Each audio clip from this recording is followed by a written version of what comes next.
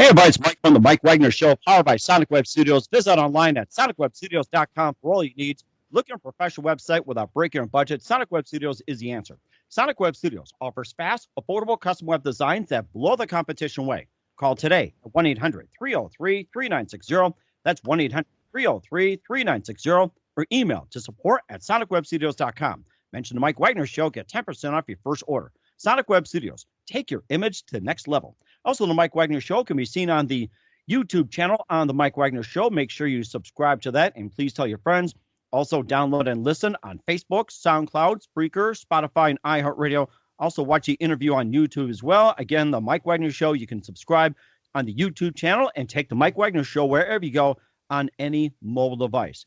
We are here, ladies and gentlemen, from the other side of the Atlantic. He is the captain, and he manages the Waves and maybe lost. He is captain of the Lost Waves. He is the UK's newest singing sensation, combining Monty Python with Bohemian Rhapsody, also a circus traveling show, a vaudeville act, or the Marx Brothers, or you could also have Captain Beefheart, or you could also have They Might Be Giants. So no matter what the mix is, he is a singing troubadour, he is a bard, and he's also the master of ceremonies, the ringmaster, and sage. And yes, you just call him the captain, and he'll be glad to sing for you, play for you, but he may dance for you, but you may not see him, but only when you see him in show.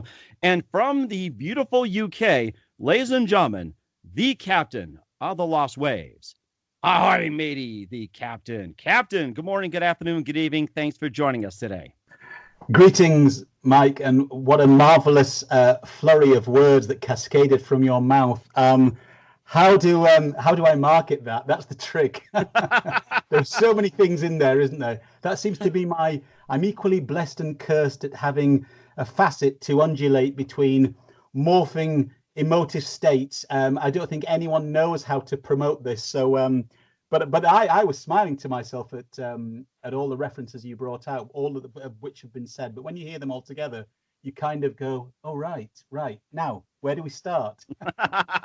It makes me sound like I'm talking Shakespeare, and I thought you'd be talking Shakespeare. If you want to talk Shakespeare or quote it, that's fine too. I have to brush up on that myself. So, and of course we say, oh, art thou, we speaketh on a thing called a radio, which is on electric invisible waves that carry through, which is invisible. People may pick it up or people not. So anyway, you're the latest singing sensation from the United Kingdom, combining Monty Python with Bohemian Rhapsody, also a circus traveling show. You also recreated the vaudeville and folk opera genre, or you could say you recreated it, you brought it back. You're considered ringmaster, a bard, a troubadour, master of ceremonies, and sage, and you just sing along like I'm just trying to think of the word, but anyway, it's going to be coming with me here, and you have a couple of releases out, and you're going to be working on a brand new one, which will be coming out sometime in July. But before we get into all that, tell us how you got started. How did I get started? It was like all great things, I think, in the artistic world, you've absolutely no idea. You're kind of steering the ship, so to speak, but you've no idea who's fueling it. I think almost creativity at its highest point, it almost feels like you're not there. If I can try and kind of explain that in the vernacular the best way I can, it's almost like a sense of being slightly drunk or slightly unconscious, and your best ideas always seem to manifest. As soon as you start to premeditate about an idea of how something should be, of course, the intellect and the mind will always decide of steering a certain way, but something far bigger, far greater, I think, takes over. Something almost intangible. From a very, very young age in myself, since about 3 or 4 years old, it was a natural affinity to perform or create. And still to this day, when songs enter me, words or melody can just arrive. It always feels somehow external of me, but somehow I'm the kind of the conduit or the vessel through which it becomes interpreted. And I think art for anyone, whether we decide to look at it that way consciously or not, I think all art which is made at that level, there's something subconscious going on. So we can't often define what it is or how we do it. I think Bill Withers once said a beautiful thing, that Bill Withers was asked, you wrote some beautiful songs, you made a lot of money. And he said, if I knew where those songs came from, I'd have gone back to them more, because he couldn't understand how certain songs, and I think that's the same for any writer. I think certain songs arrive, certain ideas arrive. Some people would refer to it as the muse, but it's this idea that whatever it is, hang on. It's like catching a fish. It's like hooking a melody. And once it's gone, it's gone. Something else will manifest or come around the corner.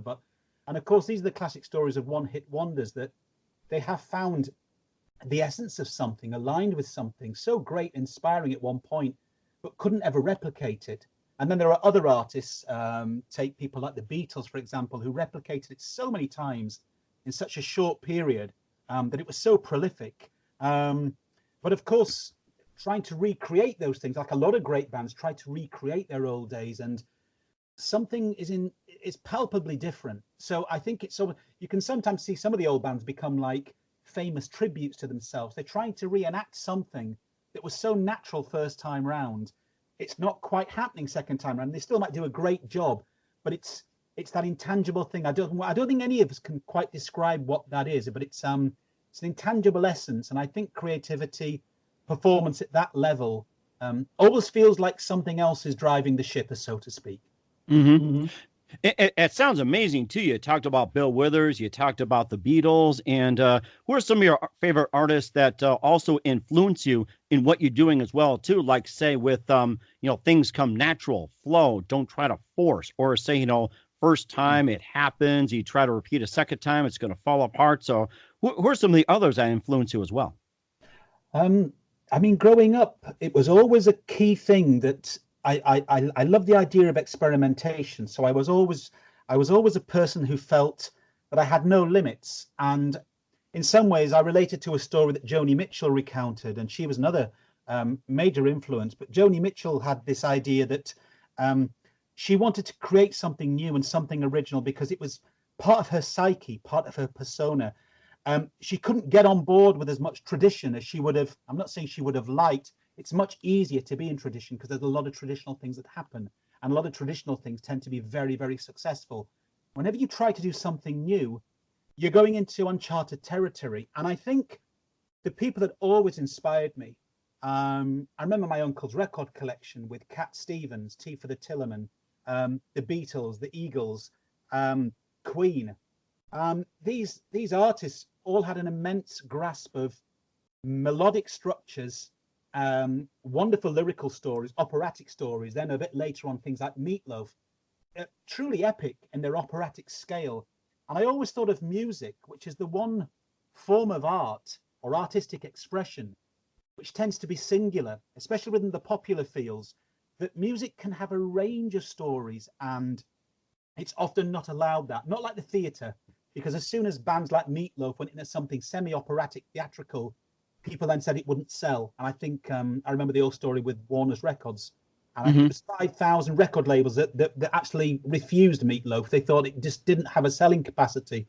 So 36 million records later, they were disproved. But I think it's that thing of I love flamboyance, but natural flamboyance. I don't believe that some of us are introverted, some of us are extroverted. I think watching an introvert try to be extroverted is painful.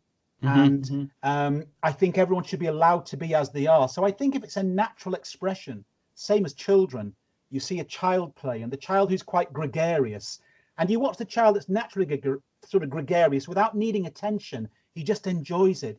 He's dancing or whatever, he's jumping to the sky. And then you find the introverted child, and it could be just as interesting, exciting, analytic, a different way of seeing things, but a different sort of gesture seems to manifest.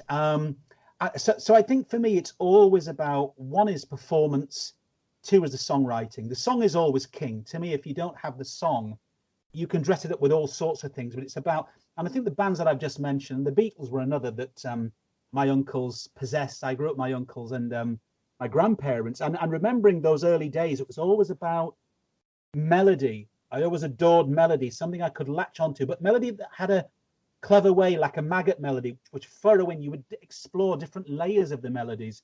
So for me, it's always about, music can be anything, I mean, latter day people like Bowie and Frank Zappa back in the 70s and 80s, and Prince, incredible artists who kept pushing the parameter, but always had one thing in common, that their performance and songwriting was second to none. And I think for me, it's just trusting that process of trying to be the best you can at any point. Because if it was easy, everyone would do it. I think there's something about working it and working it from the inside out. So yeah, I guess in some ways, vocally wise, people like Freddie Mercury were a massive influence. I always had quite a large vocal range, but people like Freddie, it was something I had a relationship to, because I just thought the whole way he did it was so natural, and it always felt very natural for me. And I think Freddie always said that. People like Michael Jackson would say that being on a stage was so natural. It was almost more natural than their other state of living or experiencing life. It was in those other areas they experienced immense problems or other social anxieties. So yeah, I think it's just a few names there of people that have really sort of deeply inspired me, outside of the other types who were of the acting sorts, again inherited, like the Marx Brothers, the Laurel and Hardy, old Chaplin reruns, that just majestic comics, the brilliance of their timing, and the theatrical nature of everything they did. That is amazing too. And I was going to ask you about Bohemian Rhapsody. Have you had a chance to see the movie? And if you did, what were your thoughts on Bohemian Rhapsody, the movie? Yeah, I had, and funnily, it's a thing. Maybe this happens in the States too. We have the music press, or well, the press in general tend to sort of subjugate something that I think I often am described as an artist, but often described as an entertainer. And I think the word entertainer has now become sullied. It's become dirtied. It's become a little bit like, they use the term in England now about cabaret, where cabaret has become a sort of sordid term as well. It's a bit cabaret. It's a bit lame. And I think the word entertainer is the same. And people like Freddie Mercury, that movie, I'd read so many mixed reviews on that movie. People said, oh, it was disappointing. It wasn't a true depiction. It wasn't this, it wasn't that. Frankly, I was blown away by it, because I thought it was so visceral. On an emotional level, it was so moving. And I thought it was ultimately, I think Brian May said it from the band, who said if Freddie had been alive to this day, he would have said, despite everything else we could have put in the film, we could have made it an intellectual movie. Instead, we made it an emotive, a feeling movie, and Freddie would have wanted it to entertain more than anything. And I think they captured elements of that movie perfectly. I thought it was brilliantly acted. The music came across superbly. I thought the way it was done was really on a grand scale. It was a bit like being in a boxing ring for me, but it was like I was punch drunk with just complete. I was kind of overawed, actually, because I just felt that the whole thing was beautifully done. And there may have been lots of things that the press would have liked to have included regarding Freddie's backstory. That's a different movie. I think they tried to depict what Freddie meant maybe to a lot of people, and trying to do all that within an hour and a half, 2 hours movie is very difficult anyway. But the movie itself, I mean, the music and some of the humorous parts of where Bohemian Rhapsody came together, I thought was absolutely Take 25. It was brilliant, wasn't it? And with the fabulous Northern England manager, I don't even know what that is. What the hell's that? And he spoke about all the terms. Galileo. And what is Galileo? This? What is Magnifico or Bismillah? And what is all that? And I did remember watching that as well too. And he was a manager of EMI Records at the time, and he wanted some jumpy Holly song as the main one, and refused to put up Bohemian Rhapsody. But Freddie Mercury was so insistent that he wanted to just give it a shot, go all out. And he made that guy look really bad afterwards. I remember that. And the guy was like, oh, I love formulas. And Freddie's like, no.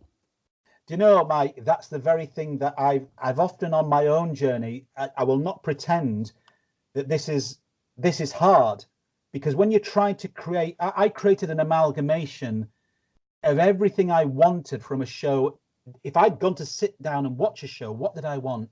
Did I want scenarios of storytelling, humor, anecdotal, comedy, profundity, theater? Now, to try and put all those things together, like you so aptly described at the beginning of the show, is very difficult still. And the thing that I see is, like, when I watched that part of the Queen movie, realizing how much I related to that, because actually the idea that Freddie wanted to bring ballet to the masses, labels thought was just horrifying. And I think what he did, and how once he was established, and of course he had the money behind him, so you had EMI, you had a big player whilst he was still standing his ground. Trying to do that as an independent artist, self-financed by a small fan base, and that's where, you know, the rubber meets the road, because you realize, wow, trying to convince people of, I mean, we're now in 2019. It's like all these scenarios haven't existed, but I think that's part of the human condition, that we tend to sort of go back to our default setting, which tends to be safety. And things have become very generic now. I think in the age we're in, pop itself is so generic that doing anything slightly different is always going to be more challenging. But when you mix up the mediums, I try to, it can almost feel impossible with some people, or trying to sell it, because until they've seen it, they go, I don't understand how this works. So they always conceive in their heads that, how can you mix this with that? And like I say, 30 years ago when Meatloaf was having the same thing about, that was 30 years ago. You'd think we'd have moved on. We have to a point, but I think in the mainstream media, and unless something has a ton of money behind it, I think you have to realize that the artistic expression at the truest level, which is truly autonomous and allowed to follow every instinct I have,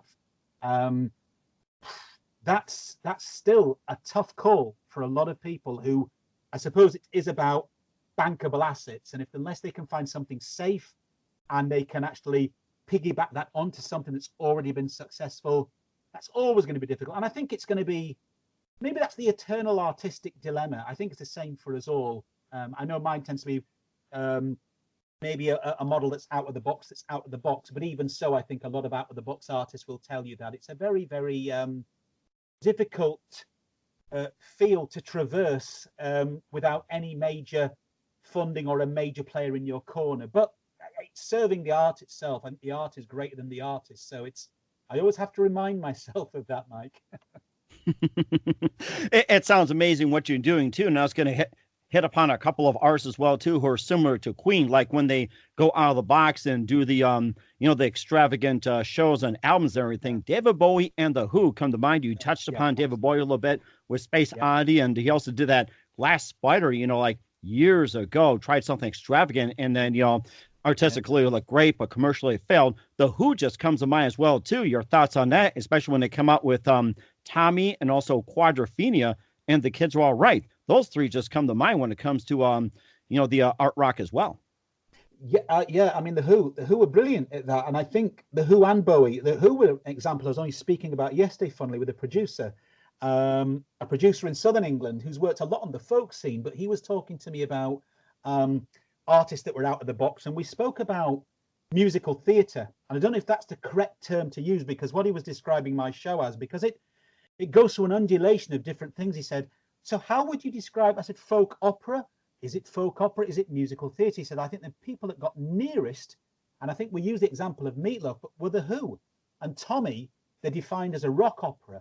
And I think the only other thing that comes to mind is a visual sort of affectation, a visual creation was Pink Floyd's The Wall.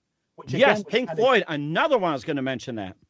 So groundbreaking again. And these artists, because they set that field, and I'm sure with all these things, I think the problem that all artists have is that sometimes you can feel, I mean, it's amazing how isolated you can feel when you're trying to do something new or different. And outside of the fans and outside of people that really truly love it, or travel hundreds of miles to see some of my shows, some of those people will do that. And they've been incredible. And I've spoken about this 2 or 3 times about the crowdfunding exercise, that people were so just kind, generous, and the amount of respect they'd had for the work I created was like they'd gone beyond the sort of expectation of reasonable. But beyond those people, trying to get this or pitch this in a bigger vein or a bigger realm without a major label or major money behind it proves to be such a challenge. And I think that even the bands we've just mentioned, The Who, Bowie, and Meatloaf, they, even when they had huge labels, even when The Who may have decided to switch tack, the label may well have been incredibly nervous, saying, guys, you've got a formula. You know you're big. Please don't do this. Please don't do this. And I always think the greatest sense of something daring and testing yourself to the nth degree in art is to try something which your every instinct trusts and your intuition tells you to go there. And I know on a business level, you could say, just focus on the music. The music is enough. You could sell just the music. You don't have to have all the other things, because it's too much. It becomes too rich in some ways. There's too much information. But for me, the things that always inspired me were those types of artistic extravagance. It doesn't have to be bombastic. It can be truly from the heart. And you watch Pink Floyd's The Wall, and there's moments in that you kind of, it takes your breath away. And I love things that take my breath away, that make me kind of sort of just sit there. It's almost like a counterculture that I sit there and I'm seeing something for the first time. And we're now living in an age where we have to search more and more to see things for the first time, because a lot of things have been done. But that's why I think we've had so many wonderful things that have gone before us, that I think mixing up mediums is felt like an obvious choice for me, that it's about the music, but it's about performance and storytelling. And why can't we have those things? But it's still quite a strict, I wouldn't say it's snobbery, but I would say there is an element of, oh, well, if it's music, it's this. If it's theatre, it's this.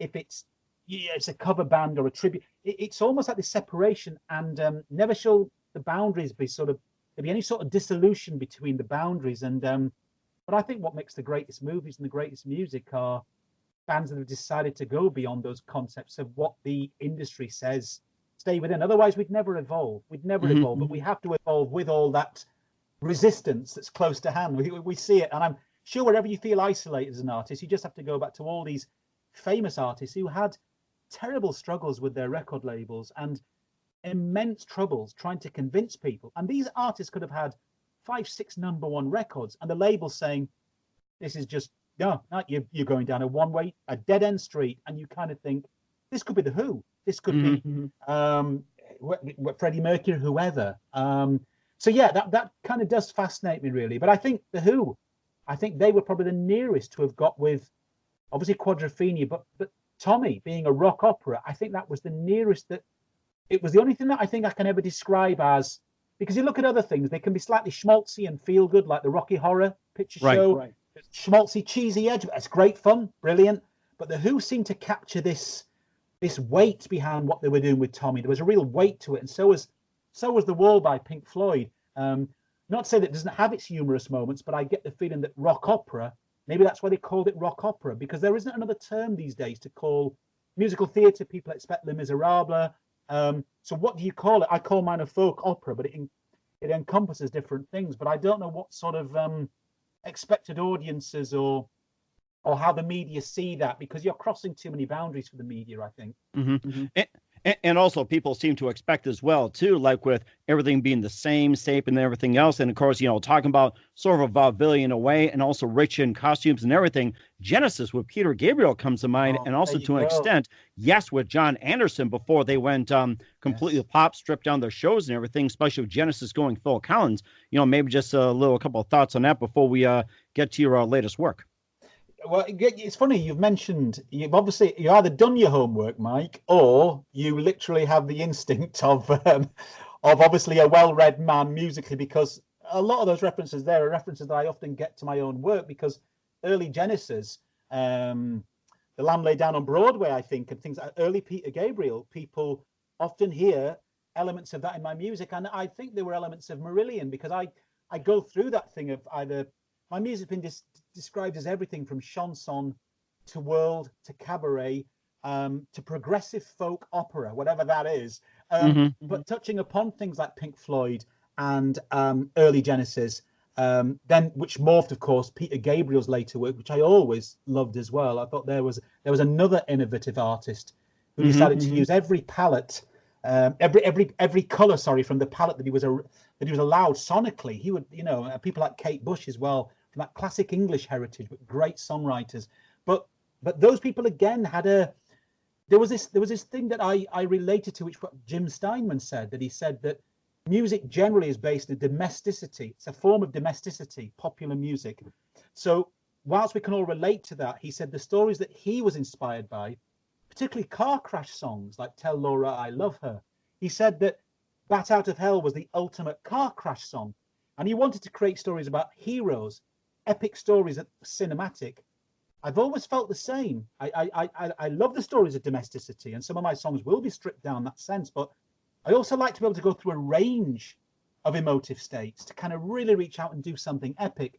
And again, early Genesis did that because it was like reading a book, but in a sonic audio way. So it would almost like, I wonder if some of us, and this is not with any kind of glib sort of arrogance or anything, but how maybe some people are a little bit more multi-sensory, and I can listen to a song and take it on its own merits. That can be beautiful. But if somebody gives me something more to that, it's like the icing on the cake, and I go, oh wow, this is a story and it's a song, and I'm getting visuals. It's like a sensory room to the ears and the eyes. And I think again, early Genesis, they did that, and it was an ability to take you away. It was a bit like a Tolkien book, but it was speaking to you musically. And I think life is full of all sorts of weird, wild, wonderful ingredients, and I don't know why we limit ourselves. I mean, that feels natural to me. Why do we limit ourselves? But we do, and that's fine. And maybe lots of people are quite content in not questioning that.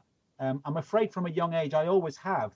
It doesn't always make for the greatest sense of contentment, because you're searching for other things beyond what's being offered.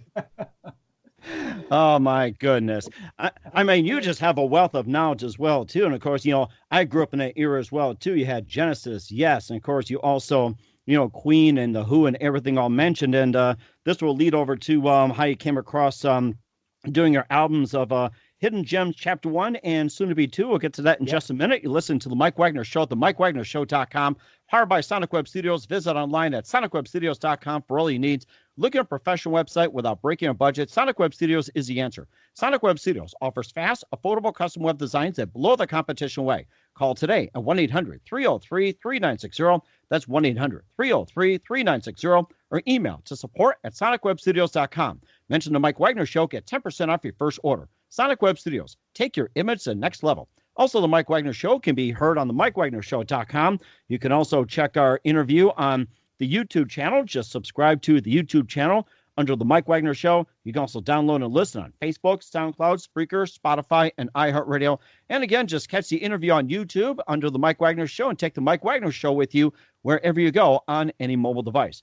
We're here with the Captain of the Lost Waves, doing a great job of navigating today. He is the UK's newest singing sensation, combined Monty Python with Bohemian Rhapsody, also circus traveling show, vaudeville, and folk opera genre. He's the new ultimate ringmaster, bard, troubadour, master ceremonies, and sage, and more. And I hope you got your bouzouki ready to go and a bunch of other instruments in case we ask you to play. And we'll talk about your biggest gem to date so far, Hidden Gems Chapter 1 and soon to be Chapter 2 coming out. But first of all, let's talk about the Hidden Gems Chapter 1, which is the synthesis, and tell us about how that came about and a little bit of the story.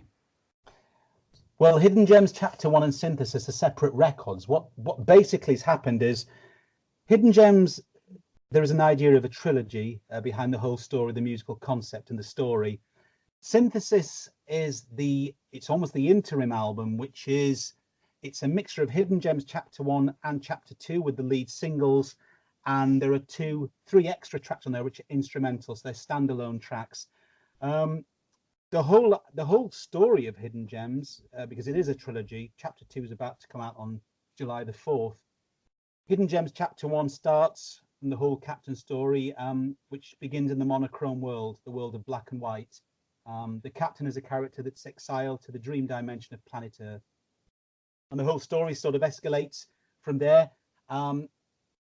It depends on how far you wish to go down the rabbit hole of what you might need to know, Mike. But basically, Synthesis was a recent release. It was our first vinyl release as well. And Chapter 2 comes out, which was purely recorded on an old 1960s tape machine, and that's released on July the 4th. So that's chapter 2 that's out July the 4th. Synthesis is out now, and Hidden Gems chapter 1's been out for the last 2 years, I believe. 2 years. That is amazing. And how's it done so far? And according to what you see, like in terms of the number of hits and people download on iTunes and everything, what do you see as like one of your biggest singles to date so far?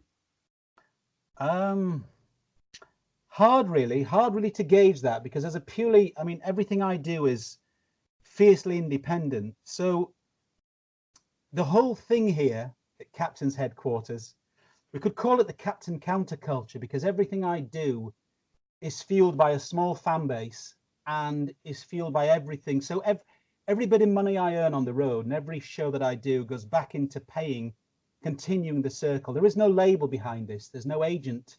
There's no manager. You see, this is the thing, because of the description, nobody knows how to manage or knows where to take it. I think there are some people have kindly said to me, I'll watch, and if it gets bigger, I'll be happy to step in. I think they're letting me take all the risks. So from a, purely organically, you're talking about, there's a few thousand people that may be keenly aware and keenly into this. And they've actually helped me maintain a living in this business for the last 3-4 years as the captain. Obviously, without what we touched upon earlier, without finance and the other things that govern a great music promotion, if you have a shed load of money behind a product and people know they want to place that product and they know that product's going to be heard, and of course, it doesn't mean that's going to be a guarantee, but you have a much greater chance. But I've always believed in keeping the music pure and in following my heart with the music, in the sense that I suppose I try not to look too much at figures. The fact that I can make money and the fact that I can keep moving forward with this, that's the first remit for me. Secondly, if I get lost in the numbers game, it's a bit like the YouTube thing. I mean, I don't know if you're aware of this, Mike, but there are so many artists these days that, I mean, I get these emails all the time about why not look like you're really someone of importance. So I have organic views up to say 14,000, which sounds measly compared to some of the multi-million videos all over the world, And then for a lot of independent artists, they can part with money to buy YouTube views. And I've known artists who've done it. And of course, suddenly tomorrow I could have 2 million views on YouTube for maybe a few $100s. They're all bots, they're all robots clicking views away because it makes you look bigger. The problem for the independent artist is try to make enough noise in a world where there is so much noise and so much money behind the things that make so much noise. If you get lost in that game, you're on a hiding to nothing almost, because I've had so much critical acclaim from people in the industry as well, but it's almost as if like you are on your own. I'm on my own still fundamentally, and I accept that, and I think that's the independent artist path, because there is independent and there's independent. I mean, I'm not talking even here about indie rock or indie music, because that's almost left field of almost the corporate movement. That indie music has become a badge of honor. It's not truly independent like independent used to be. And I think the days of Zappa, and I think the days of truly independent artists, they could be anything and anyone. I think now there's a model. So I think it's almost like I'm part of this, what I would call this counterculture movement, which it's not even acknowledged as indie music. And I've had fanzines. I've had people approach me and say, love this track, love this video, would love to get the editor to place it. The editor often doesn't place it because it doesn't meet the criteria of the indie rock fanzine world. So unless you're an indie rock band which has a certain sound and a certain demographic, the fact that I wear a top hat, the fact that I'm new vaudeville, the fact that I use words like folk opera, it just doesn't fit into that demographic. And I think that can be, as I say, I'm equally blessed and cursed. The people that love what I do really love what I do. The challenge that I have is to get that kind of leverage behind it. And I have been offered talent shows over here, and ITV1 had emailed me 10, 11 times to come on one of their big shows, you know, like Britain's Got Talent. But again, it would have been everything that would have kind of, any legacy I build with this model is from my heart. And if I went onto a major ITV1 show over here, it would have been a marvelous opportunity. But I know that the pre-contractual agreements, I would not be allowed to be the captain as I am. The song choice would be made for me. The words that I speak to the audience will be transcribed for me, written for me. And 3, I would sign a pre-contractual agreement, which meant that I would have to maintain silence if nothing worked out on the show. So I thought about this, and they'd emailed me many times. And on the final occasion, I thought, I'll answer them. And I answered them and said, I'd love to take advantage of this. If I could get on a TV show to millions of people, this could be fun. And I told them my conditions, which are the conditions I've just told you. I never heard a word back, which I'm not. Which I'm not. That shows who's boss. I'll tell you that. No, I know, and don't get me wrong, Mike. I'm not playing whiter than white here. I often say for the independent artists, there are lots of challenges, particularly the financial ones, the challenges. But I think to make art from a place of where you are challenged, it keeps you keen and it keeps you hungry. And everything I do, you have to fight for. It's not easy. And if it was easy, everyone would be doing it. And at the point I'm saying is that it would be great to use. I would take advantage of any of those shows if I could maintain my own integrity. I don't sit here now and say to people, oh no, I'm not going on one of those shows because. No, I would happily do it. I would happily expose and go and do something and believe in what I'm doing and give me my 2 minutes as long as I can be true to myself. But it's when they offer you an opportunity and say, we'd like to give you this opportunity. We'd like to change everything that you do in order to comply with what we're asking of you. And I'm sorry, that's where it's getting in bed with the devil. So for me, no, I want to succeed. And maybe I'm too much of a purist at heart, possibly am. I want to succeed on my own merits. And if that means that there's a form of nepotism or I have to get in with the right people to do, then maybe that will never happen. And I've been with 2 large labels in the past. It never worked for me because maybe there's a true nonconformist spirit within me. And maybe there's something within me that cannot comply with diluting what I do and my purest expression that almost feels shamanic at times live.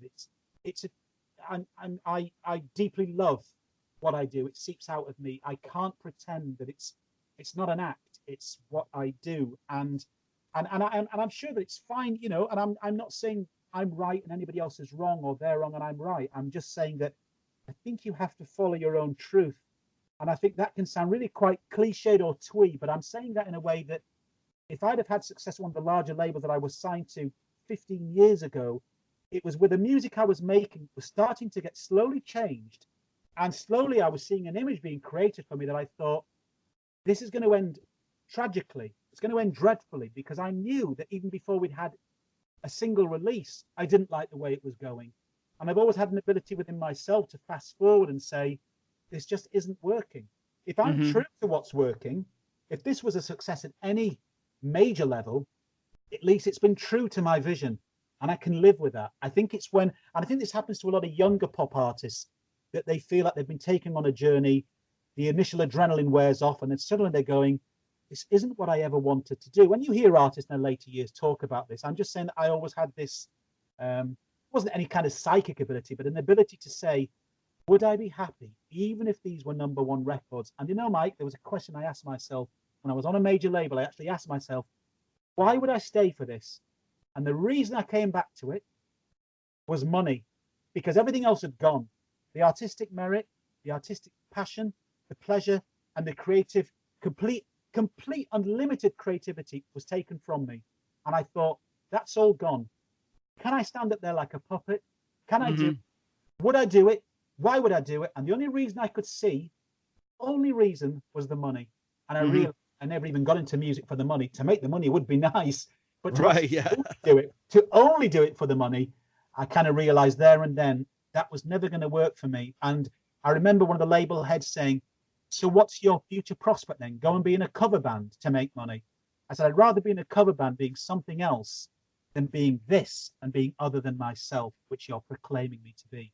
And that might sound, that may sound intense to people. And, you know, and as I say, you've got to deal with your own, I mean, these are foibles, and these are also, they can be positive and negative traits. Maybe it is purist, maybe it is intense, but maybe the things that changed my life were always life affirming. Through the music we've just described, music changed my life in lots of ways as a young child, and it helped me through a lot of difficulties. So I relate to the truth of what somebody's saying, and that can be joyous. As I say, that can be Laurel and Hardy, but again, they were such masters of their craft that watching them on the screen was just, it was pure genius. And I think when you watch an artist within their zone and they're truly in their zone, they hit upon an alchemy. And I think it's that thing that when you hit upon your own alchemy, whether it's small, whether it's 15,000 views like me, or whether it's 15 million, if it's your own form of alchemy, you know, like Prince. Prince was an artist I deeply respected and was a huge artist, but was a great artist. And that's the thing. He always maintained his artistic integrity and his vision, because I don't think anyone could tell Prince what to do. And he was in a privileged position, no doubt about it. The man's musicality was second to none. So I really can admire people like Prince, because he dug his heels in, and he was difficult at times, but he maintained his own original vision. And I think I've gone around the long way there, maybe convoluted, but I've tried to kind of come around to explain sort of where I'm at with it. It's a very difficult one. I think we all juggle things in our lives, good and bad facets that we all carry. You know, what makes us strong can also make us weak. So our strength can be our very weakness, that the very thing that makes us great can also destabilize us. But I realize that maybe part of the actual vision of doing something, we're never going to be complete totality. I think that's the human condition. I think it's once you accept that within yourself and understand, can fast forward in your head and say, if I had 1 million singles that were sold with this record, would I be happy? And as I said, creatively, I wasn't, but I did kind of go, oh, the money might be nice. and that's why you're the captain of the ship. You're the ringmaster, the bard, troubadour, master of ceremonies, and sage and everything else. I think what you have said is very well, and we'll have you play a few tunes for us if we want to sing a cappella or be like a pirate or a captain or however you want to do it. We'll do that in just a minute. You listen to the Mike Wagner Show at the MikeWagnerShow.com, powered by Sonic Web Studios. Visit online at SonicWebStudios.com for all your needs. Looking for a professional website without breaking your budget? Sonic Web Studios is the answer. Sonic Web Studios offers fast, affordable custom web designs that blow the competition away. Call today, 1-800-303-3960. That's 1-800-303-3960. Or email to support@sonicwebstudios.com. Mention the Mike Wagner Show, get 10% off your first order. Sonic Web Studios, take your image to the next level. Also, the Mike Wagner Show can be seen on the Mike Wagner Show on the YouTube channel. Make sure you subscribe to that today. And also, you can also check out the MikeWagnerShow.com and also download and listen on Facebook, SoundCloud, Spreaker, Spotify, and iHeartRadio. Again, watch the interview on YouTube as well on the Mike Wagner Show YouTube channel. And also, take the Mike Wagner Show with you on any mobile device, wherever you go. We're here with the UK's newest singing sensation, the captain of the Lost Waves. The captain likes to combine Monty Python with Bohemian Rhapsody, also likes to make it a circus traveling show. He's in a vaudeville and a folk opera state, making a new genre of that. He's a ringmaster, the bard, the troubadour, master of ceremonies, and he's also a sage. And he also put out Hidden Gems Chapter 1, going fairly deep in the rabbit hole with such tunes like Another Planet, Danger, This Is a Song, Mr. Many Men, which I saw some videos, which I think are great, almost like they might be giants mixed in with some Monty Python, or say with, whatever you call it too. So we'll get to those as well too. And maybe if you got your bouzouki with you or whatever you feel like playing, maybe you can play a couple of tunes for us if you like, or you can sing, or be the captain, the master of ceremonies. Well, I don't have an instrument with me here, but I could certainly sing something a cappella to you. That'd be great. I could get you to join in with something, Mike. Now the simplest thing is, from any show that I do, I have to introduce you to a state of being that I carry with me something called the songbird sniff box. A songbird sniff box. Now, the songbird sniff box, yes, it's only tiny. It's about 1 inch. And it has a multitude of coloured feathers. Now, when you open it, from it emanates the dying breath of a lovebird, the mating call of the dark-eyed junco, and the bewildering rumination of the Gogio de Bose. Maybe the latter you haven't heard of. It's an exotic bird. Now, when you sniff into the said sniff box, on my journey, a sound will then be exercised, which is similar to that of a drunken or operatic robin. And when I do this, please feel free to join in over the other side of the Atlantic. Here we go, one breath.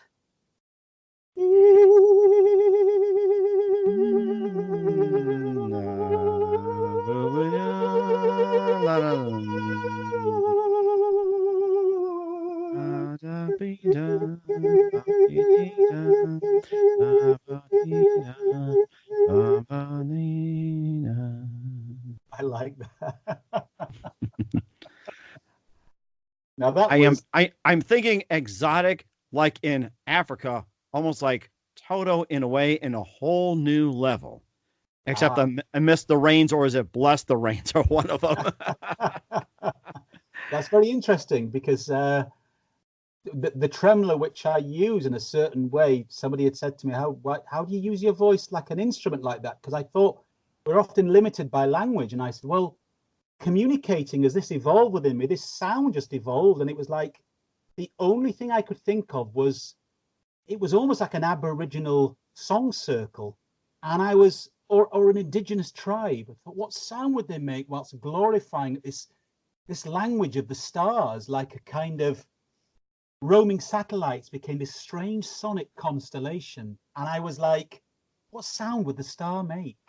And it was that idea. It was, and again, like I said to you earlier, no idea where that came from, but follow it. I have no idea where it came from, but who am I to edit what it's telling me? It just came right out. This is good.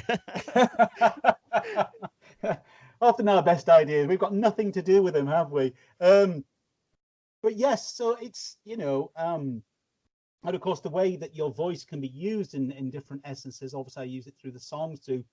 You could go through a range of things. I'm just trying to think of what I should do for you. A little dulcet. Well, do you think your listeners will like listening to a cappella? Will they be happy with a little bit of a cappella? It's been done before, and I've had rave reviews about that. They encourage and say, hey, keep playing, keep singing, and do whatever you're great at. I've had great reviews. So go ahead and you can try to top them off if you like. Okay. The floor is yours. Okay, let's take you through. I'll do a little couple of half medleys, let's say. I'll just go from a couple of songs. So we go Another Planet, which of course, that was the first single we put out. That was 3-4 years ago. Of course, when you see the single on YouTube, it's quite a bombastic offering with lots of electronica and deep sub bass. This is just the voice, and it's the update of the Robert Johnson story. And that's all I need to say to you. You can investigate what you think that might mean. So now we don't have kazoos with us, but it's got a strong kazoo section. Ba-da-da-da-da-dow, ba-da-da-da-da-dow, ba-da-da-da-da-dow, ba-da-da-da-da-dow, ba-da-da-da-da-dow, ba-da-da-da-da-dow, la-la-la-la-la-la-la. Ooh. The tallest man with the skinniest features, crazy preacher's eyes that say, hello, how low? Why don't you tell me where the kids all go? Peculiar, strange, or peculiar funny, I'm just a vine from the crooked tree that grows, how low? Why don't you tell me where the kids all go? Hello, how low? It's underneath your vest. Well, I can hear your spluttering beating, that stubborn little muscle inside your chest. I found it. I tasted life on another planet. Now I'm having to sing rather quietly, 'cause I'm in this semi-detached building here, and it's nearly 11 p.m. In the UK, I swear it is. And the lady next door, she gets up rather early. I believe she's training to be a vet, a vet. Do they call it the same in the USA? Veterinarian surgeon. Hello, hello, hello. Yeah, I can feel a spluttering beating, that stubborn little muscle inside your chair. I found it. I tasted life on another planet.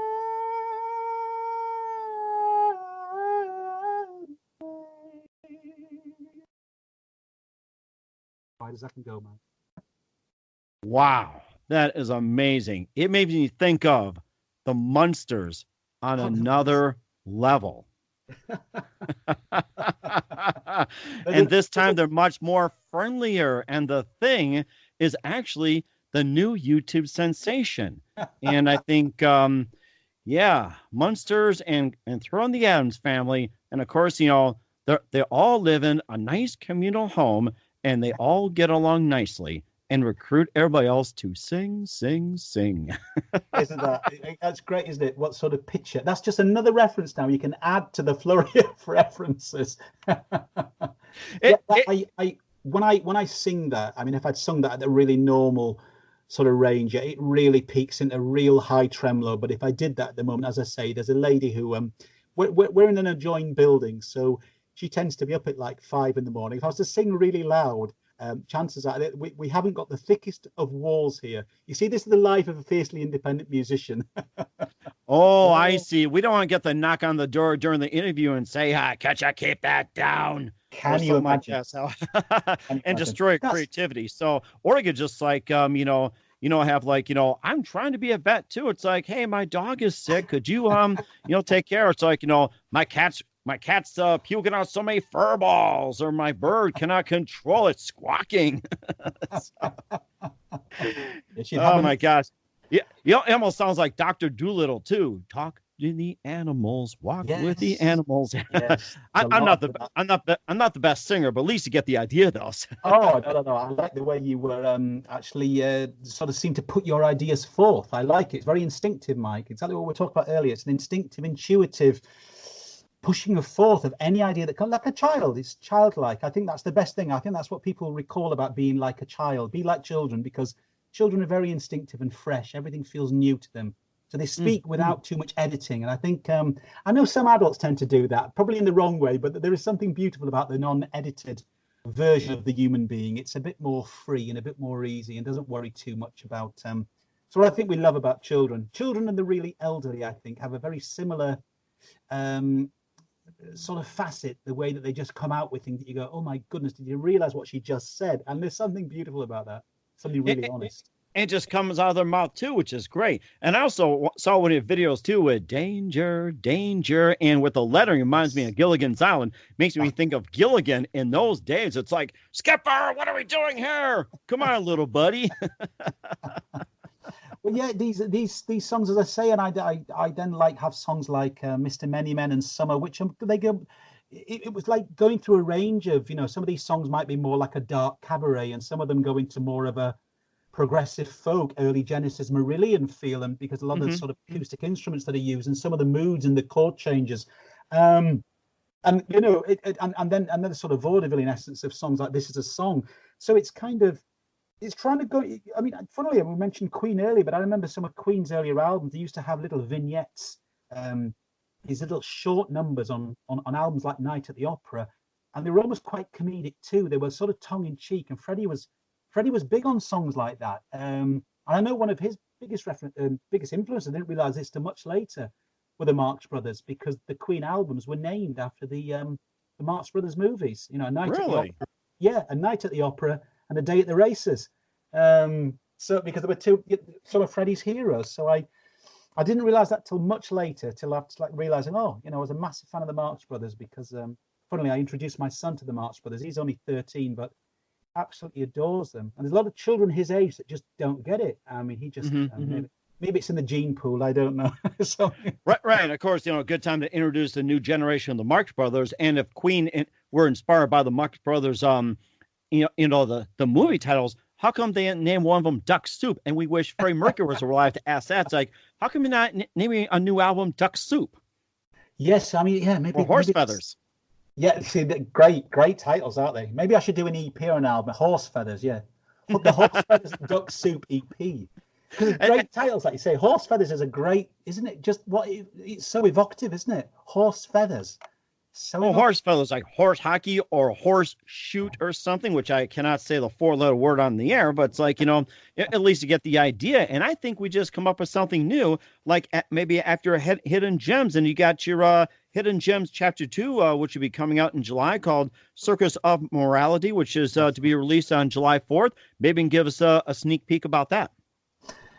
Yeah, that's the whole record was recorded on an old vintage tape machine, a 2-inch tape machine. And what I was saying earlier was that whilst it sounds like a simpler process, it actually ended up being a much more laborious process because the tape machine broke at different times. And because it's quite an expensive old tape machine, there aren't too many of them around.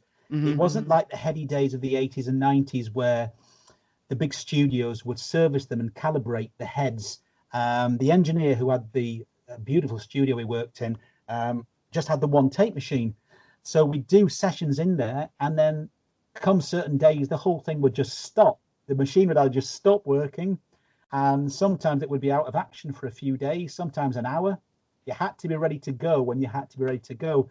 But the sound, it was a real labor of love, but it was worth achieving because I loved the sound of when tape is pushed. And again, maybe I have not a trained ear, but enough of an ear that I've worked with music over the years that I can subtly hear when tape is being pushed, the saturation and the almost distorted edge of tape.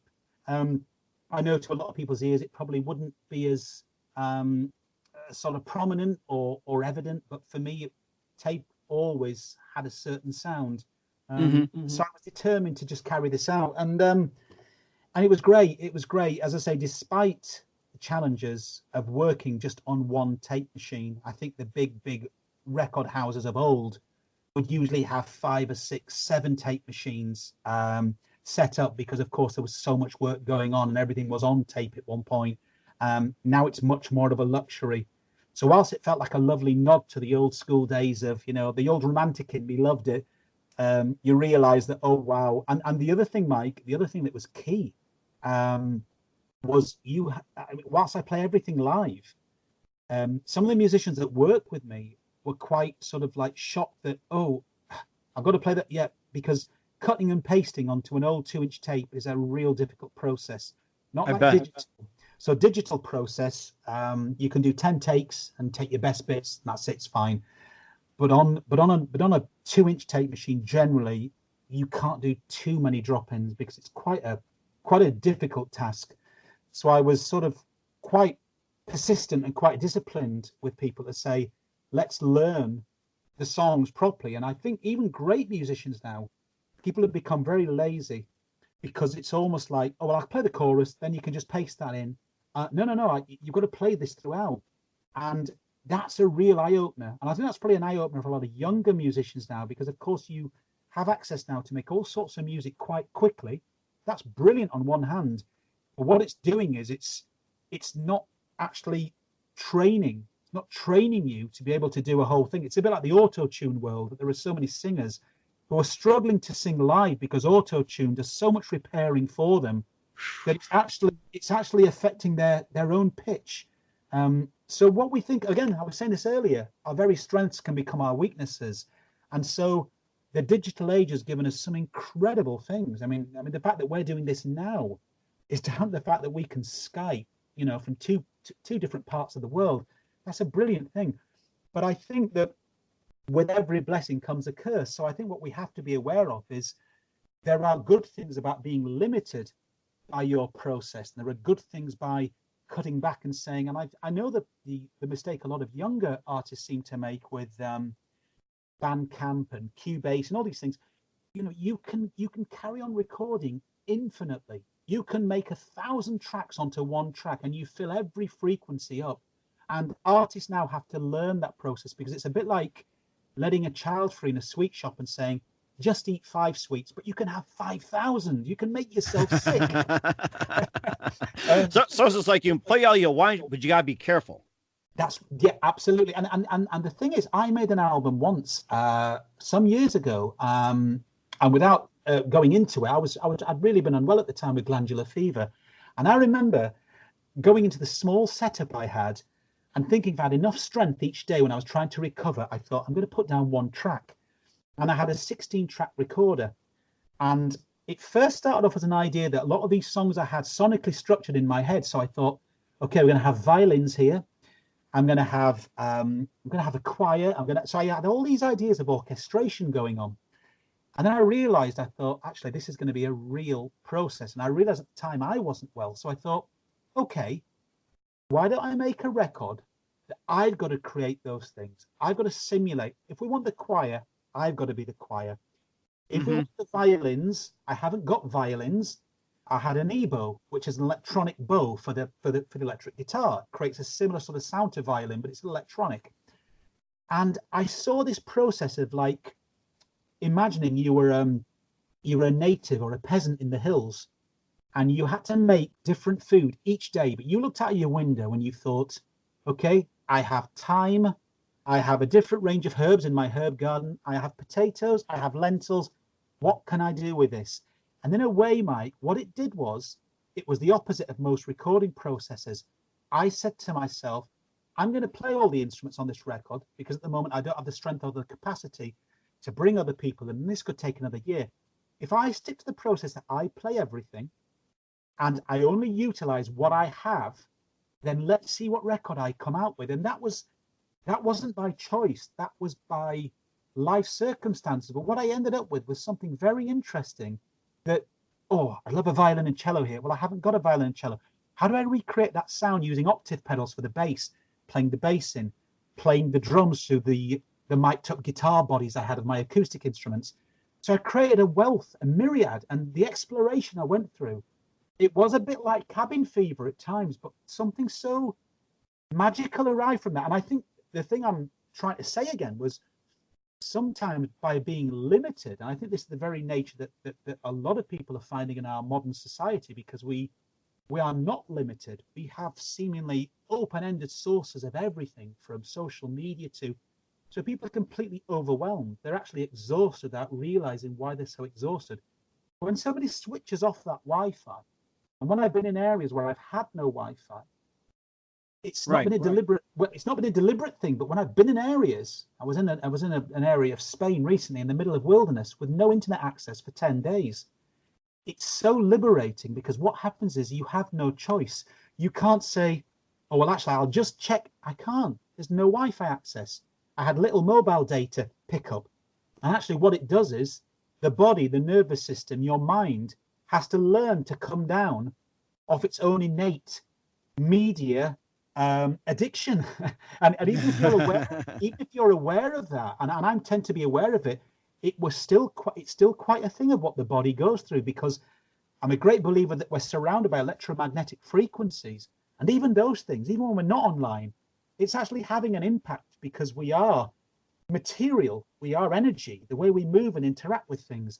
And I think that all these things come together, and that you can have a plethora, a myriad of choice. And actually, in some ways, they're comparing it in the Western world, America, Britain, Australia, we have higher depression rates than any other countries. We should be, in essence, if you look at it on paper, oh, look at us. We're quite rich. We have all these choices. Too much choice is almost as bad as too little. So I think it's almost, we have to get a balance of that. But I think that's a very difficult one, because human beings are naturally curious and you want to push parameters.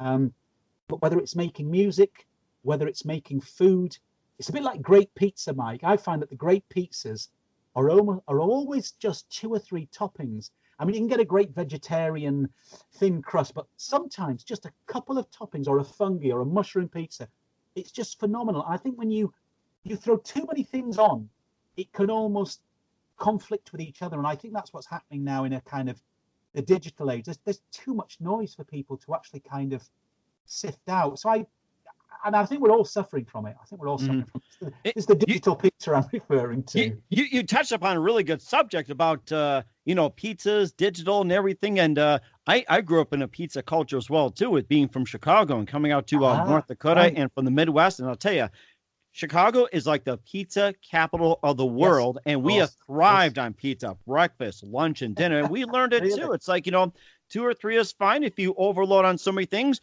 you're gonna get a really soggy pizza, and you'll be like, yeah, like that. I mean, just 2 or 3 are fine. Where it can be sausage, or say like with onion, or say like some people like Absolutely. mushrooms, or maybe a little bit of anchovies. You don't just Yeah. mix Yeah. 2 or 3 Yeah. at a time, and then next time. I think you just hit upon a really good analogy or something like that. I mean, it's just great what you do. Now I was going to ask you about the difference between Hidden Gems chapter 1 and 2, and I'm not sure if I've asked that as well too. Maybe you can fill in on what are the other differences between chapters 1 and 2. Yeah, sure. Chapter 1, very much everything is fundamentally acoustic. And I went through a very free flowing. I tend to record very free. I've done acoustic records in the past that were sort of just solo records. So sometimes I've done things very quickly. Other times I let the whole distillation, because the hardest thing for any artist is patience.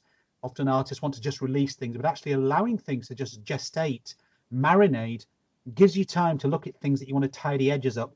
I don't believe in constantly reworking things. I think you can actually labor over things, which then makes things sound sterile. You can get the perfect drum sound and spend 3 months doing it and actually end up with something sounding rather sterile. But the first record was very much an organic experience with an accordion player, mandolins, double bass, drums, choir. Now, I didn't add any electronica, or we had a certain experimentation in the song structures, but they were very, very, you could almost say, had references similar to things like, there were essences of cabaret, chanson, and I got references as sort of like varied as Jethro Tull, early Genesis, and Edith Piaf, funnily, and so that record was deliberately a nod to old school, but in a modern way. But whilst I've always experimented with the sounds and genres, the single version of Another Planet, of course, was an electronica-based record. I was working with electronica at the same time. The second record, I realized again, was going to be primarily acoustic, but we were going to merge into the ideas of a little bit more experimentation, a little bit more of the electronica seeping in. There's more synthesizer use. There's a couple of sampled uses. The new single, Drifting, we've programmed 40 sets of drums plus drums and kettle drums. So the single version of that, it sounds great, but we're also going to do a remix version, which is just basically how I heard it in my head when I wrote the song, which is basically a tribal song. And so I'd like to get that remixed as a 12-inch version we're talking. But so the second record, I probably in all essence, I suppose the first record is a more uniform listen, in that the fact that the sonic tendencies of it tend to be all of similar instrumentation. Hidden Gems chapter 2 is definitely, you can hear one song to the next, realize it might be the same artist, but there's been a far greater variety of instrumentation used. And again, that was a deliberate nod to where I knew with the heavy synth tracks, but I knew that somehow everything had to fit. So it was a whole thing of a tapestry of getting the whole thing, because I had this thing in my head that I think the opening song, Circus of Morality, the guy I was recording the song with said it was like Burt Bacharach meets Gong. And I thought Burt Bacharach meets Gong. Oh my gosh. Well, I loved that because the actual thing is, again, subconsciously, when I'd written Circus of Morality, it has a very pastoral, it's what I call that great West Coast. I don't know if I subconsciously aim in that beautiful West Coast sound that people like Burt Bacharach had. And I'm trying to think of some of those great American female songwriters. I know Joni Mitchell had some of that going on, but they have that beautiful it's like a melody, a voice, or tone, yes, or ambience, yes, pitch. And I'm trying to think of a few others too, since we're on that subject. I was tempted to say Janis Joplin, unless you want to be screamed at in a way, but and I'm going to go through. Bonnie Raitt has had some of it too. Yes, So, yes. and of course, just kind of go back a little bit, maybe even Joan Baez too, in a sense. So it's like, Yeah, absolutely. I'm sure they'll pop up as well too. But I mean, you're giving some really good examples here. So. Well, that example of trying to think of the Joni Mitchell song off Blue, turning down rivers, turning down the trees, just singing the melody because I'm talking about this pastoral. What I'm talking is like some of the music made at that time felt to me very much like it's funny that Joni Mitchell song about the river. Wish I could build a river, fly away from, and it has that. It's almost like a melody that's imprinted in you anyway. It's like a seed, and it's so easy to sing. I think here's the key. That da da da da da da da da da da. It's so symmetrical. It almost feels there's this ethereal essence, and I think Burt Bacharach.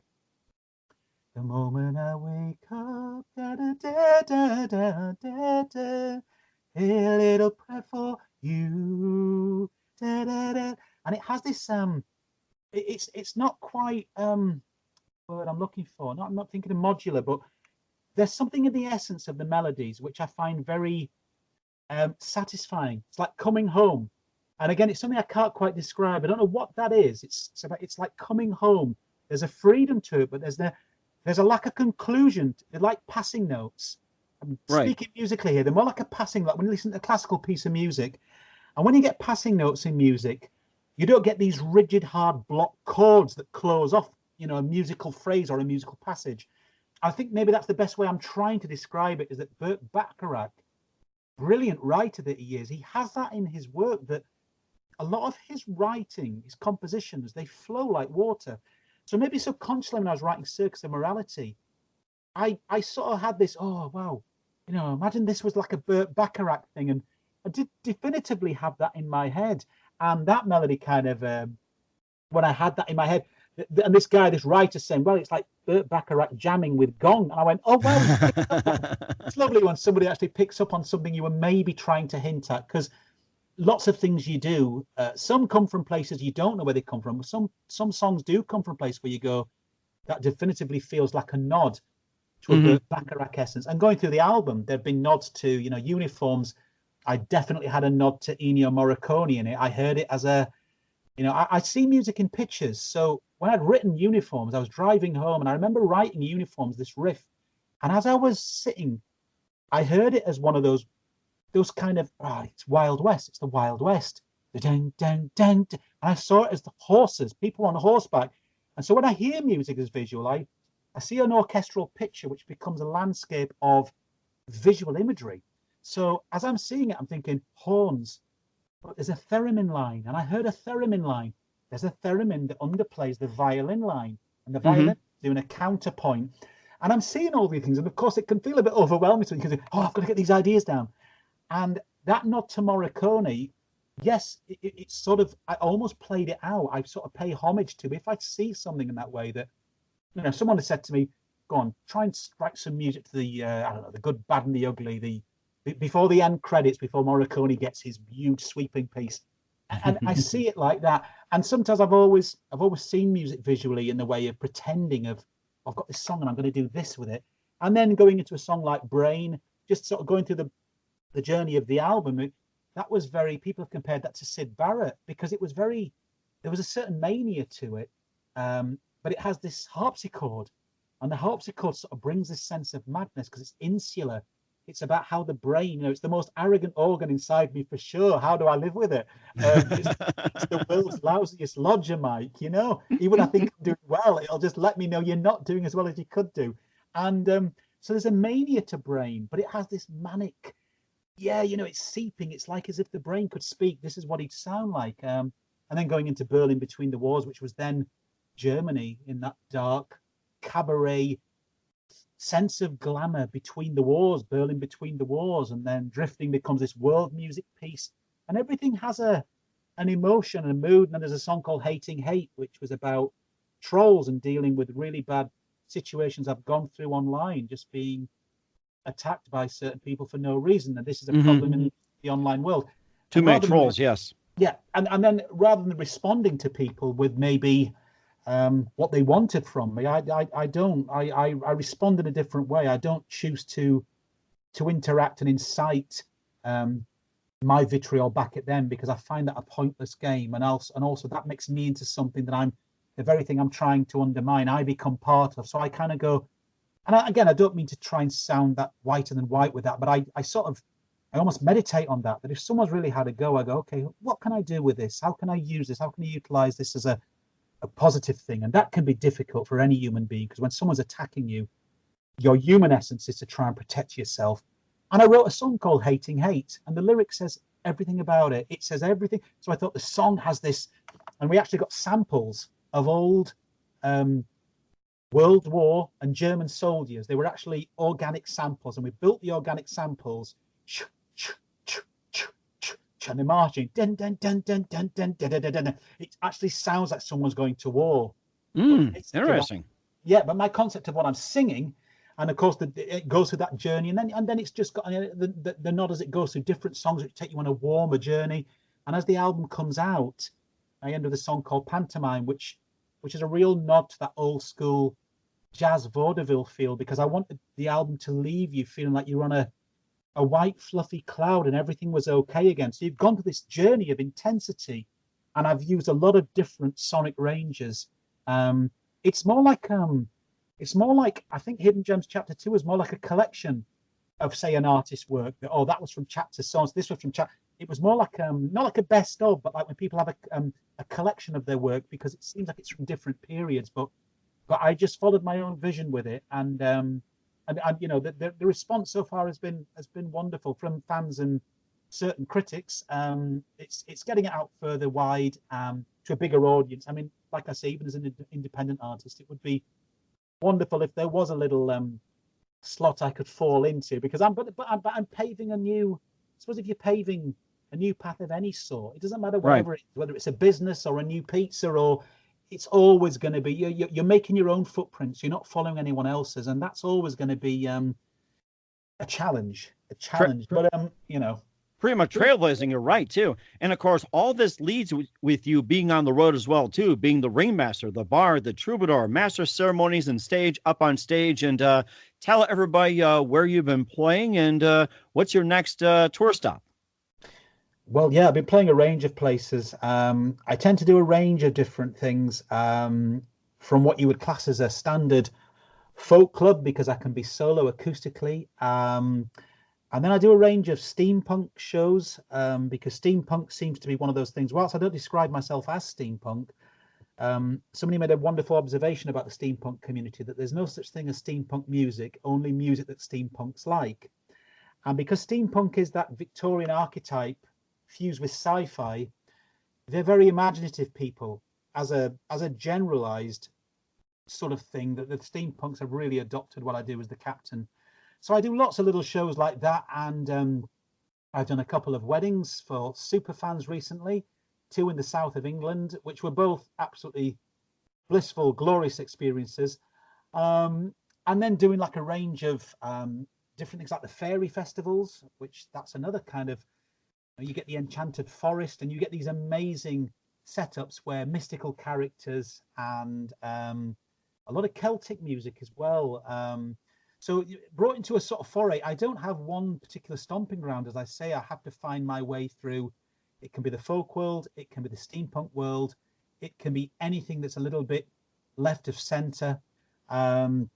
I'm doing things like Belladrum Festival up near Inverness here in the UK, which is like high in the Highlands in Scotland, which is a beautiful part of the world. Go down really well at Belladrum. It's a great scene. Later in the year, there's other shows going on. I'm trying to find a way to get into Europe more this year, and if there's any chance, trying to get to the USA. But damn those visas, Mike. Damn those visas again.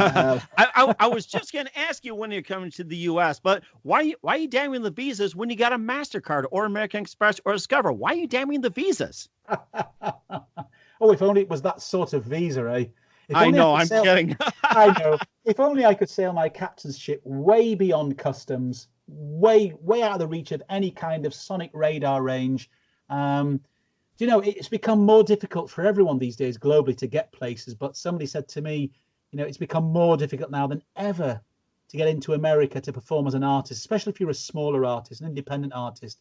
Because I've constantly been told about America, and the amount of people that have seen my work, especially musicians who've been there, who just say it would just be wonderful if you get yourself to America. And I'm working on that one. I'm trying to work on that one the best way I can. When I could make myself invisible. Yeah, the lost captain of waves. The lost captain waves. Yes, or you could say waves of the lost captain, or captain waves and the lost. It's like, you know, come up with something, or maybe have to sneak through a back door, go to Canada into the US. I mean, there are some openings over there too. You can get past those security guards. I've got to find a way. Surely I must be able to find a way. I find that on a more serious note, I find it quite. It's a very strange predicament we're living in, where people are threatened by, you know, most people with an instrument. I think there was a term recently, Mike, that I think 90% of working musicians make less than $3,000 to $4,000 a year, something silly like that. It's such a low amount. You think an acoustic instrument was like a stock market broker arriving in London and, oh, this guy's going to be here to make serious money. Whereas most people with acoustic instruments, from buskers to folk musicians, don't actually make a lot of money. Most artists are artists because it's a chosen path. They have no, put it this way, most people don't make art because they want to make money. There's far better ways to make money than trying to make art. It just doesn't correlate. And the idea of trying to come and play in place for the sake of art, and the fact that the visas penalize artists so badly, is just ridiculous. I think it's like $4,000 just to get into America now with a standard visa. Wow. It's $4,000. And I've even heard more curious cases, much more difficult cases of you can pay up to £12,000 over here and still be refused. Why so many British artists are not coming to America now, including many younger bands who just know they just cannot make it work. They cannot afford to make it work. And as if it isn't hard enough for musicians already and artists, they make it even harder. And I don't really think that musicians are the problem in that sense. They're not going to steal a huge amount of money. Most artists coming to New York, Florida, Miami, wherever it was, for a month or so, aren't going to really steal that much money out of those economies. I think you'd be much more in danger of the white collar worker. You know, it's people with instruments in hard cases don't, as a rule, make that much money. Right. That makes sense. That makes sense. You're also doing a great job of it as well, too. And before we wrap up here, and of course, it's been great having you on. You've just been fantastic guiding us through this journey. And I'm really enjoying this trip as well. Love to have you on again soon. And, you know, a nice ship and everything. I was going to upgrade to a yacht, but no, I'm kidding. It's like, I'm happy with the rowboat here. What do you consider biggest influence in your career? Oh, goodness me. I really don't know how to answer that. I would, without sounding, how will this sound? Well, musically, you see, I have many, I've always said that I think all of us actually, not just me, I'm a human being like anybody else. We're a composite of so many things. So if I was to tell you certain music may have really influenced me, but actually then it could be certain actors, certain books, certain people in my life, certain people that I watched from afar that were neither performers nor just amazing people, that I kind of think my stories and my music are influenced by humans. So they're not always musicians or artists. But I mean, one of my earliest influences, and most of my influences came through my uncle Rod. And he introduced me to a lot of the music that I loved. But my first major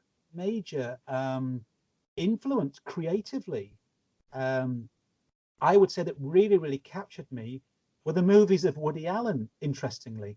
My love of Woody Allen it hasn't dissolved through the years. It's just that I think it was a growth, it was an evolutionary thing, that my love of Woody Allen as a kid, and seeing those amazing films like Manhattan and Annie Hall, and the pure sort of architecture of New York. And okay, there were always these sort of like somber woe is me movies, because that was part of Woody's appeal. But those films used to completely captivate me, and often my music writing can be influenced by a movie, or they can be influenced by a story. So there can be many things that influence me. But I probably try to say that that's where it started. The Marx Brothers, Laurel and Hardy, other influences he passed down to me. And then I would say musically, melody was a massive thing. So the Beatles were one of the big starters because the songwriting, the Beach Boys, Queen, then getting older into Prince and Bowie and people. But I have no one specific thing. I think in the latter years, but I was always a lover of. I don't like the elitism with any form of music, but possibly my favorite form of music still to this day is classical. But I don't like the elitism that goes with it. But you give me Debussy or Barber and still Adagio for strings every time I hear it, or Albanini.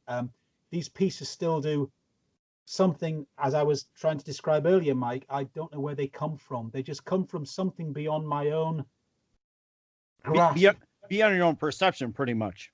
Yes, and I sometimes wonder about some of the truly just the greatest human expressions, whether that be engineering. You look at the buildings in New York, you look at the fact that they can put a rocket into space. It's still quite incredible. It's almost miraculous. And talking about technology, the miracle of technology. There are lots of things human beings have been responsible for in terms of almost of miraculous endeavors. But sometimes I hear a piece of music, and sometimes I hear certain classical pieces that still, even some of my most favorite classical pieces, like Clair de Lune by Debussy, and every time I hear that track, and it's the same as Barber's Adagio for strings, that's to tell you how many hundreds of times I've heard those tracks, thousands of times possibly, they still surprise me melodically every single time, that I have to still kind of go, how does that bit go? I have to hum it. There's a certain dissonance that's going on. There's a certain thing you can't quite put your finger on. And I don't know if that's what keeps it interesting for me, that it somehow challenges my ear as to what the things that nourish me are. So, as I say, I think because I'm so diverse and eclectic and have been since a child, it's hard to, if anyone ever asks me what's the one greatest, I don't have one great thing. I have a multitude of so many things that human beings can do that kind of all sort of get put into this giant melting pot. And then I kind of go, wow, wow, wow, wow. Wow, wow, wow is right. Yes. Yeah. and then it may inspire my own music making, but it comes from something far more than music. And I think music is a stepping stone, and music is the medium that I maybe use. And maybe that's why I've incorporated the storytelling and the acting and the humorous anecdotal comedy aspects of The Captain, because there are so many things that influence me. It was never just one thing. And I suppose getting back to Freddie, he wanted to bring ballet to the masses. It was never enough for me just to stand on stage and sing. As much as I love that, I wanted to bring another aspect of visual imagery or interaction, or another medium for people to explore. That's the music was going on. I love music to film as well. Just hearing a great score like Morricone is another of my favorite, and John Williams, that when I hear some of their score work, I don't have to see any pictures, but if I do, this is why world programs, these planet Earth programs and nature programs, with this glorification of the natural world, use these amazing cinematic scores. And the only thing I can say, rather than tell you one major influence, is one major ambition of mine live is to work with an orchestra or a symphonium. That would be my ultimate of working with a symphonic orchestrated. That's the dream. So if I can leverage this where it tips over to any level, you might see me with an orchestra. That's my one overriding yearning, because nothing to me sounds quite like orchestrated music, or even more. Okay, I'll give you my last word, which is my very, very favorite music, which I still listen to regular, which is choral music. which is just purely voice, and it can be Gregorian chant.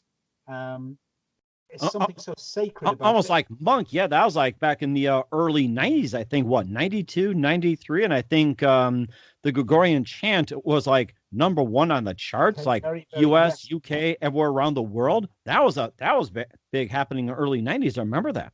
Yeah, and there are some beautiful pieces that I listen to. And there's something about, I think because I'm a man who loves words and loves to play with words, often my own way of cleansing or listening or refreshing myself is to listen to music that doesn't actually contain words, but in the Gregorian chants, they're long vowel sounds. And when you get harmonic structures between multiple voices, I still say that when you hear that, and when I said about Barber's Adagio for strings, potentially my favorite piece of music, but it's the choral version. It just hits a part of me that feels like I don't know, I can't really put it into words. It's a bit like every great moment in your life combined, and it gets right to the heart of who you are.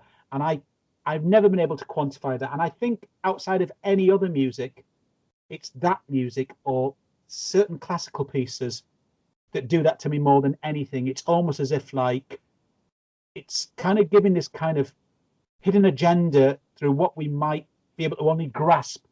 You know, maybe Mhm. we're only grasping 5% of what we really are at some level. But I find that it's those pieces that do that to me. So rather than saying one influence, maybe I can only give you my two most favoured forms of music, which are probably classical and definitely choral. Choral music is particularly, as I say, choral music. Agnes Day. Agnes Day. If you ever listen to Agnes Day, and there's a fascinating story about Agnes Day, and I don't know if you know the piece, Mike, but um, it's so beautifully sung. And if you just Google Agnes Day, there was a story that the Vatican thought it's such a powerful, sacred piece of music. It was too powerful. It would empower people that it was banned. No one was Really? allowed to hear it. No one up until 1770. And the story is, I don't know if it's myth, could be urban myth. The story is it was a young Mozart who went to visit the Pope in Rome and heard Agnus Dei sung to him twice. He thought it so beautiful, Mozart was so gifted, that as he returned home, he actually transcribed the whole thing from memory. And therefore the Wow. public the public were then allowed the access.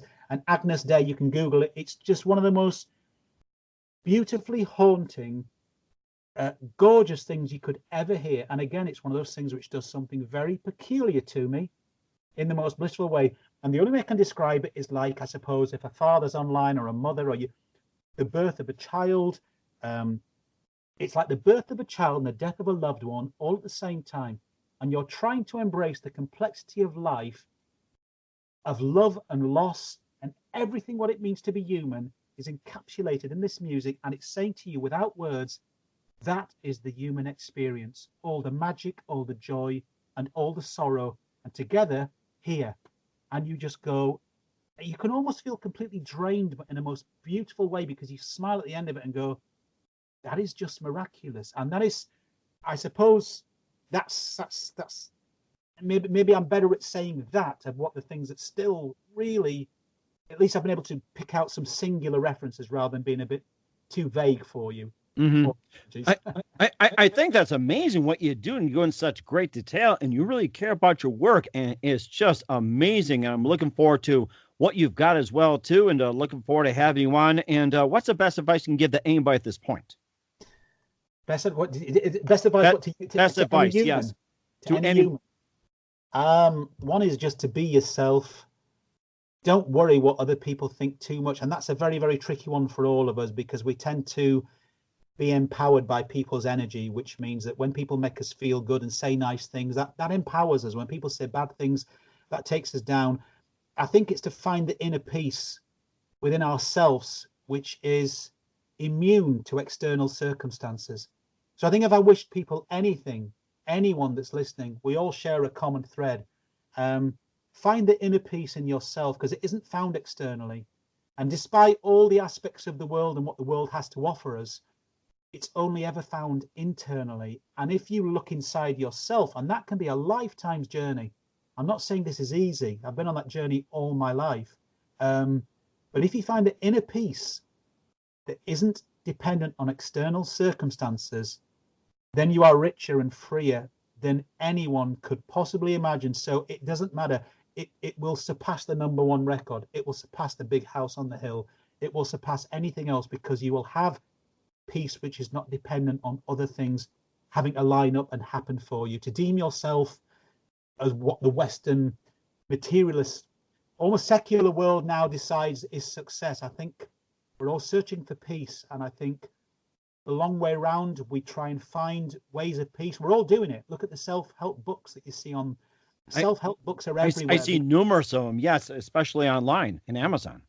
Yeah, absolutely. And everyone's trying to find that. It's almost become it's like Charlie and the Chocolate Factory. Everyone's looking for the golden ticket, and that golden ticket. And again, you've got to be careful how you say these things. I'm not trying to come over as some kind of religious guru, but it's just facets that I've understood in my own life, that it's always within you. And no matter how much approval you seek outside of yourself, you're always going to be on shaky ground if your own inner peace is concluded by your ability to be lifted by others or to be taken down by others. It's once you become not immune of others, but to care whilst not caring, because as long as you can do that and be everything that you can be, and give of yourself, then that's the best thing you can do. And I think that's the greatest achievement anyone can, because let's face this fully on here, Mike, is that if music was the answer and success was the answer, we wouldn't have had the plethora of tragedies we've seen in the rock and roll business, of people who died young and people who died tragic lives. But music is just a stepping stone. It's only we're given a clue, but not the answer. I think the answer comes in a much deeper, much more profound place. And I say this from my own experience, that the profound place is within us. And the problem is that we all, including myself, have gone down this rabbit hole, and we've traversed the universe miles and miles and miles to try and find it externally. It's not external, it's inside yourself. And we are a galaxy inside ourselves, and most of us daren't search because it's a vast, vast space. And it's a rather frightening journey, because there's a lot to be explored. We are unfigure-outable at the end of the day. But if you can find that core within yourself, which is peaceful, and you can reside there, then, that's what I'd wish. That's what I'd wish for anyone. The only advice I would give on that is to be yourself, and not to have opinions, but not to treasure them. To always be willing to be changed by the other person in conversation. To never hold on to anything too much, to say, I don't believe that I have any scenario or conclusion to tell anyone to say, this is how it is. This is how it is for me right now.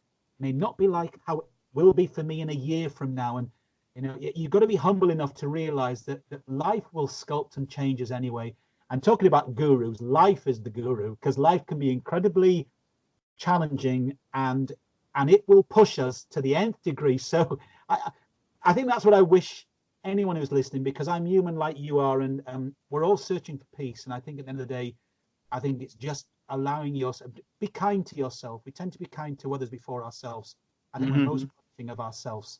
So that is amazing. And that is amazing. I think you pretty much summed up very nicely, and it's been great having you on, Captain. And of course, I love to continue on your journey. Looking for having you on again soon. Once again, tell everybody your upcoming projects, what's your website, how do people contact you, and where can people find your hidden gems and other works? Fabulous. Thank you, Mike. The website is captainofthelostwaves.com. You'll see gig dates there. You'll see cinema with all the videos there. The music is available through all the main stores, including iTunes, Amazon, all the rest, the usual suspects. Shows that are happening, you'll see under adventures and shows at the website page. Hidden Gems Chapter 2 is out July the 4th, which is, of course, your very, very important Independence Day. What else can I tell you? The brand new video to Drifting will be out on Wednesday, July the 3rd. That's a brand new video that will be going out exclusively that date. You can contact me, captainofthelostwaves@gmail.com, if anyone wants to contact me. And if anyone doesn't catch that, you can contact me at the website under the term correspondence or contact, I believe. So, and there's YouTube and all things. Anyone can leave me a message anywhere they like. This will be like throwing out crumbs, and I'll be the singular Hansel and Gretel finding my way back to the house made of sweets. And of course, just be careful of the rabbit hole. That's all. We're all going down a large rabbit hole, aren't we, Mike? That's right. I just want to say, Captain, it's been fantastic. Captain of the Lost Waves, thank you very much. You've been fantastic. Love to have you on the journey again soon. And do us a favor, keep this up to date, and look forward to having you on again soon. You've been fantastic. I love your journey. Greatly appreciate it. Thank you, Mike. No, it's been a real pleasure talking to you. And obviously, I can see that a lot of your references, a lot of things you hinted at really were kindred to me. You really picked out some really notable things there. And that's I thank you. Yeah. And thank you, Mike, for your time. And thank you. It's people like yourselves, as I say, for the independent artists, it's people like yourselves and people who think a little bit out of the box that it's those people I need as supporters, because my journey isn't going the conventional route. So bless people like yourself, Mike, and thank you so much.